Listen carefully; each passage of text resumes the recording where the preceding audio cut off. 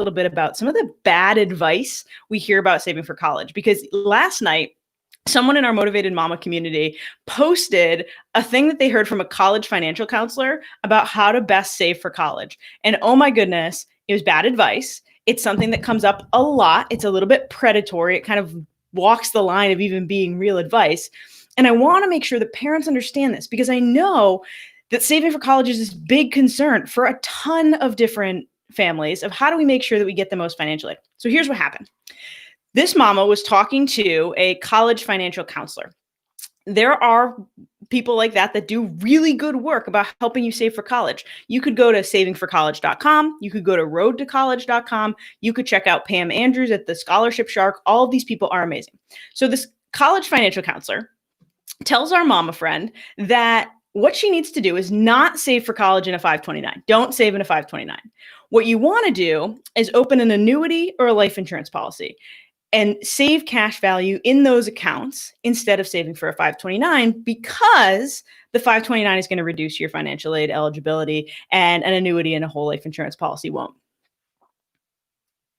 I have no words. I have no words for how untrue this is. There's so many different levels. So let's talk about a couple myths. The first myth is that you shouldn't save in a 529 because it reduces financial aid eligibility. This is a little bit true. A 529 is treated as a parent asset. This is actually a benefit because any other custodial account that you open for your kids, right? A universal trust for minors account, those things are counted as a student asset. And on the financial aid, that requires that 20% of that account be used to reduce financial aid eligibility, okay? With a 529, it's treated as a parent asset. So even though it's in your kid's name, it's treated as a parent asset, which means it reduces aid eligibility by 5.64%, because why would the financial aid industry ever pick a round, easy number to deal with, right? But 5.64%. That means if you save up a $30,000 529 for your kids, right? And they go to apply for the FAFSA. That gets written down on their FAFSA form, which is the federal aid form that most colleges use. About 300 colleges use a form called a CSS, but most use the FAFSA. They'll put that in, and that'll reduce their aid eligibility by a little over $1,600, okay? The thing is that even though it's reducing your aid eligibility by that much, those assets have grown tax deferred in the 529 for the whole time you've owned the account, okay? And it gets withdrawn without capital gains tax. So often those two benefits, plus possibly any state tax benefits you've gotten through saving as your kid grew up, far outweigh the $1,600 reduction in aid. Now, it is true that whole life insurance cash values, annuity cash values do not impact financial aid unless you have the CSS form. That's a little bit different. Some annuities do get counted there. What happens with those accounts, however, is that they have extremely high fees. Their growth rate is typically lower than what you could get in the investment options you have in a 529, especially because there's some great 529 options. New York State, Illinois, Nevada, they all have excellent low fee 529 accounts, and you can actually join them no matter what state you live in. You just have to make sure that your state doesn't have really good tax benefits that you would be giving up by using another state's plan. Most states don't, though. And so just using the best basic plan is good. So New York, Illinois, Nevada. Those things, you could go buy an index fund, you could buy age-based funds that have really low fees, and your returns are going to be higher and your fees are going to be drastically lower. Why does this happen? Why are there people out there trying to sell you annuities and whole life insurance plans, which have nothing to do with saving for college, which is why they're not listed on the financial aid form to begin with, to save for college? Why are they recommending that? Well, money, right? This always comes back to this. There are really high commissions for salespeople, for insurance salespeople on selling these products, on selling annuities and whole life insurance policies. And so they recommend them for things that they're not for. And for most people, annuities, especially variable annuities, whole life insurance policies are not things that you need. They are not things that benefit your financial life. And so you want to make sure that you ask a lot of good questions, ask about fees. And remember that 529s for most families are the best way to save for college. So this talk in the Motivated Mama Society last night led to a couple other questions, and I want to talk about some other myths we have about 529s. One that we hear a lot and one that's really common is it's a huge loss. You're going to take a huge financial loss if your kid doesn't go to college. 529s are designed to be used for college. That's absolutely the case, or higher education in general.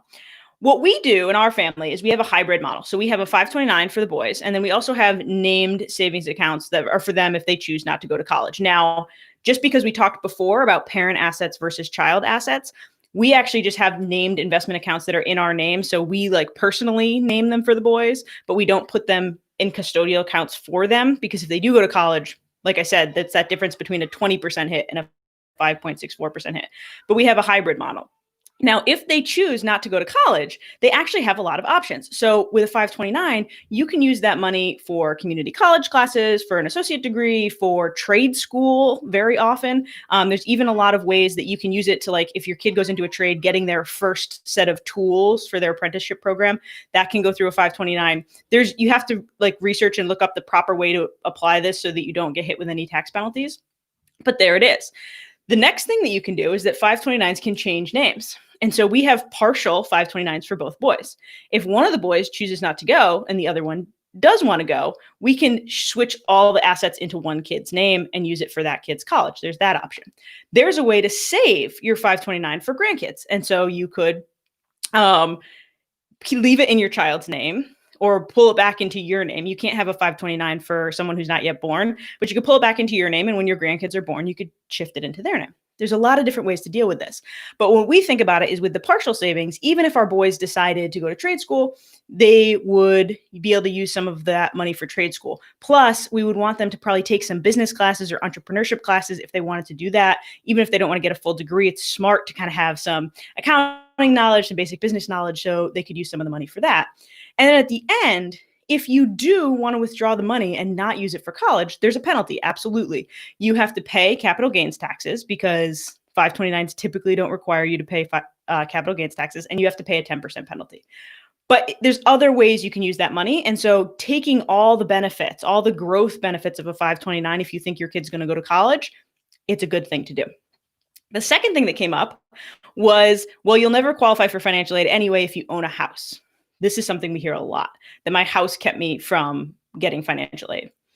First off, your primary residence does not go on the FAFSA account. It does not go. Your primary residence is safe for you, even if you own it outright and you have 100% equity. It does not go on the FAFSA. That is your asset to live in. If you have rental properties or second homes or vacation homes, that does count. But isn't that the only thing that goes to? Is the equity. So if you have a $200,000 house and you have a $160,000 mortgage on that house, that $40,000 is what counts against your FAFSA. Option Freedom here on Instagram says, isn't there something with scholarships too? Scholarships all work a little bit differently, but most of them, many of them use the FAFSA as a way to look at your financial forms because it's an easier way for them to pull it. Your families fill it out once. And so when you talk about scholarships, there's a lot of individual one-off scholarships that are going to ask you about your income and about your assets and what parents can afford to pay. There are a lot of those, but it's going to be based in the same kind of math as the FAFSA usually. And 529s versus saving in like an annuity or another fund, you're in the same place, right? The fees are so high in those accounts, it usually doesn't fit. And then when you talk about scholarships, most scholarships kids get, the broad base of them, actually come from their college. And so colleges have merit-based scholarships. They have different programs. They have aid-based scholarships that kind of come in addition to financial aid. And so those look at the FAFSA and then usually an additional application process. So you can go to your kid's college page. You can look for what scholarships are available. Every scholarship expert I've ever spoken to says you have to dig for these things. It's not like they're like, here's our list of scholarships you can apply for. You have to go in and really dig out the scholarships and find them. So though your assets will play into scholarships a little bit if they're not merit-based ones, but you have to play that into it. And this is another thing that comes up is that people say, well, I don't want to save for a 529 because I want to make sure that we get the most scholarship money, the most financial aid money. And that's fine. But there are a lot of these aid-based packages. So when you get a response from the financial aid form about what you have to pay and what package is available, it's not just reducing your cost of college. What you're also going to see is how much federal aid, federal loans you can get, what work study you can get, and those kind of things to kind of create a full picture of how you're going to pay for college. And so having reduced parent assets, having reduced money to actually pay for college might mean a bigger aid package, but it might mean your kid has to take on a lot more loans and you have to cash flow more of your portion. So that's something to think about as well. Okay, so this is something that comes up is the houses and then scholarships. How do we think about scholarships? I would definitely go follow Pam from the Scholarship Shark and check her out. She does a lot of really good work about this. Alexis Lenderman also does some great work. She is actually a former foster youth who paid her way through college and multiple I'm forgetting the word for overseas study with scholarships on her own. She now counsels other kids, first generation college kids, how to get scholarships. And so you can start to do that research too. I think one of the things to keep in mind is if you're someone who's interested in scholarships, even if your kids are younger, start to think about their identities, right? Are they going to be first gen college kids? Are they have a certain racial background? Are you in certain organizations, right? Are you a member of different organizations? And start Googling for those scholarships, like first gen college scholarships, aid-based scholarships, whatever it is, and start to look at their requirements, and you'll get a better sense of how do you make sure that you're eligible for those things in the future. Okay. And then the last thing, this is the last thing that we hear about more recently, is people talk about there should be free college and more people are rolling out free college. I don't want to save for college because I don't know what college is going to look like in 15 years, especially if your kids are little like mine. And so I'm just going to wait and see what happens. Like maybe college isn't a thing when my kids are older, or maybe college is free when my kids are older. And so I'm not going to save. This is a big expense. And so first and foremost, save for your retirement. Do that first, because we talk about this. Everybody has their own priorities, and that's great. But keep in mind that if you prioritize saving for your kid's school before saving for yourself, you're kicking the can down the road. And so you can help your kid now avoid loans and have a better start financially, but you're increasing the chance that when you're older, you're going to have to turn back and rely on them, right? And so take care of your own house first, fill your own cup, make sure you're saving for retirement, and then start saving for college. If in the future, college drastically changes, college becomes free nationally, there will very likely be a plan of how the government is going to deal with 529s, right? Like they're not going to be like, well, yeah, everyone has to pay the penalty to pull the money out. They want to make sure that that money gets back into the economy. So I wouldn't worry too much about that. Plus we're so far from really even knowing if free college is ever going to happen.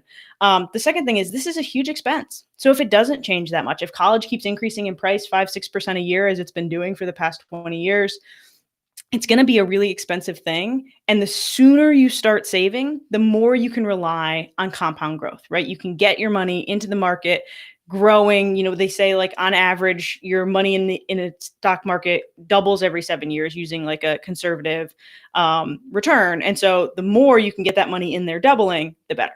And so make sure you're saving.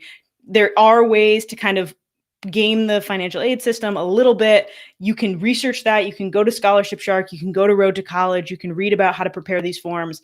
But when you talk to these so-called financial counselors for college, make sure you're understanding what they're selling you and why they're selling it to you and why it would be benefits and where it could hurt you, honestly. I'm actually going to tell you one more thing. One thing that we hear a lot too from people is, I heard it's better for my parents to open the 529 for my kids than me, because then it won't be counted on the FAFSA.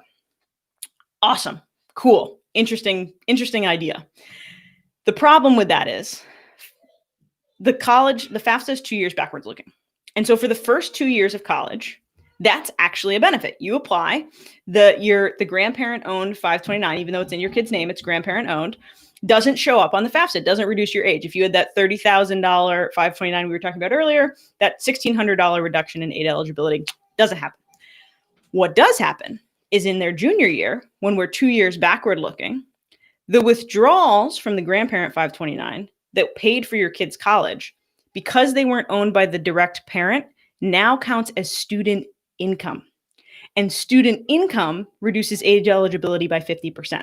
So if you took $15,000, you took half the account out in freshman year to pay for college, you were, all excited that it didn't impact aid. Well, now junior year, you're reducing your aid eligibility by $7,500. And in senior year, you're doing the same thing. And so you kind of have to understand how all these mechanisms work. It's overly complicated, but in most cases, a parent-owned 529 is your best bet. It's easy, it's simple, there's low fees involved. You can set, if you use one of those kind of top programs, Illinois, New York, Nevada, you can get low fees and really good investment options. And yes, there's some puts and takes to that. We talked about some of them, but versus trying to do an annuity or having the account owned by somebody else, you can run into paperwork and fees and bigger hits long term. So there's a lot of myths about 529s. We personally love them. We think they're a good asset. They're designed for this. They're designed for this. And so that means that they're easier to navigate. There's more information about how they work. There's less fees involved. And that's always a good thing when you're investing and you're saving for the future. If you have any questions, comment on this video, and I'm happy to answer them. I'll be watching the comments, and keep saving for college because that's a big expense.